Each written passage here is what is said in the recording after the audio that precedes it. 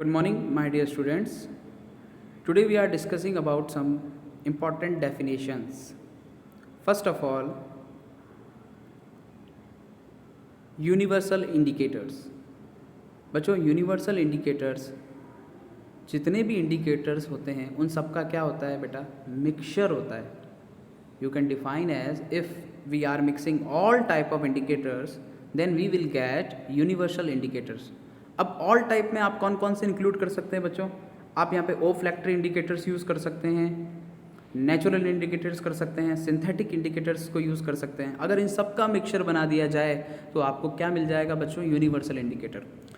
सबसे बड़ी बात यूनिवर्सल इंडिकेटर की ये है बच्चों कि सारे इंडिकेटर्स तो सिर्फ हमें ये बताते हैं कि यहाँ पर एसिड प्रेजेंस होगा या बेस, लेकिन if you are using universal indicators then it will tell about the strength of acid and base. Strength of acid and base means अगर आप इंडिकेटर यूनिवर्सल यूज़ करते हैं बच्चों तो वो आपको एसिड का पीएच बता देगा. अगर हम पीएच को डिफाइन करें इस बेसिस पे तो पीएच क्या है बच्चों? स्ट्रेंथ ऑफ एसिड और बेस.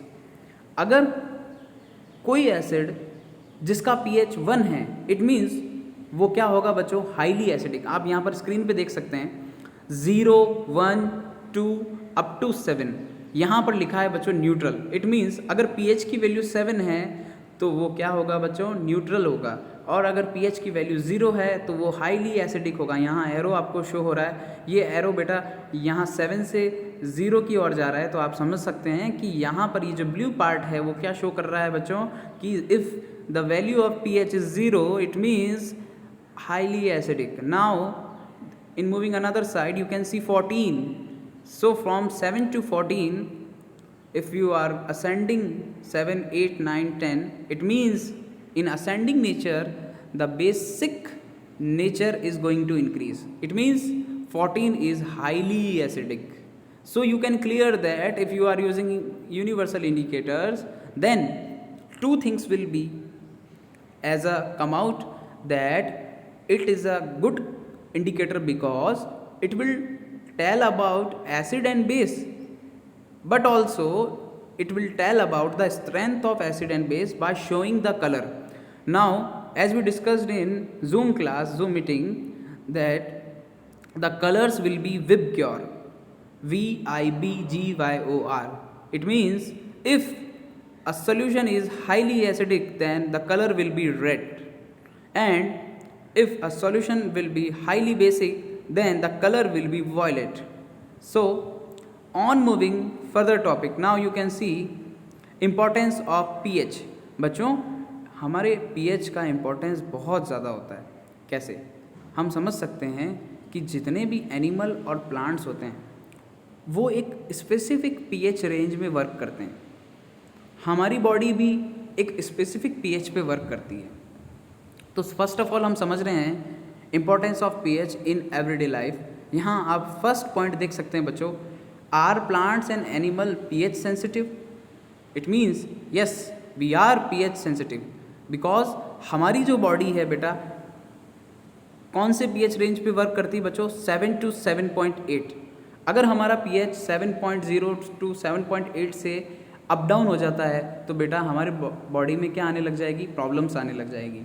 तो हमारे सर्वाइवल के लिए हमारा पीएच रेंज कितना है? 7 to 7.8. अगर हम प्लांट्स की बात करें तो बेटा प्लांट्स जो वाटर लेते हैं, अगर सपोज करो वो जो वाटर कंज्यूम करते हैं उसका पीएच 5.6 से लेस हो जाता है तो वो वाटर किस में कन्वर्ट हो जाएगा बेटा? एसिडिक वाटर हो जाएगा. और फिर क्या होगा? एनिमल्स तो चलो ठीक है, लेकिन प्लांट्स के लिए वो सर्वाइवल मुश्किल हो जाएगा. तो बच्चों हम देख सकते हैं कि पीएच का बहुत इंपॉर्टेंट रोल होता है. उसी के साथ देखो आप पीएच का सॉइल के लिए भी बहुत इंपॉर्टेंट रोल है कि अगर सॉइल का पीएच बढ़ गया तो हम बोल सकते हैं बेटा एसिडिक सॉइल हो जाएगी, और अगर एसिडिक सॉइल हो जाएगी तो प्लांट को ग्रोथ करने में बहुत प्रॉब्लम आएगी. इवन जितना इरोजन होता है वो भी बेटा इस पीएच के अंदर डिस्टर्बेंस आने के कारण होता है. फर्दर आप देखो पीएच इन डाइजेस्टिव सिस्टम. बच्चों हमारे बॉडी में स्टमक में HCl प्रेजेंट होता है. अब उस HCl का भी एक स्पेसिफिक रेंज होता है. सपोज करो कि उस HCl का लेवल इंक्रीज हो जाए तो हमारी बॉडी में क्या हो जाएगा बेटा? स्टमक के अंदर हमें एसिडिटी की प्रॉब्लम हो जाएगी. तो हाईली एसिडिक हो जाएगा। इट मीन्स पीएच वहाँ पे क्या हो गया बच्चों, चेंज हो गया।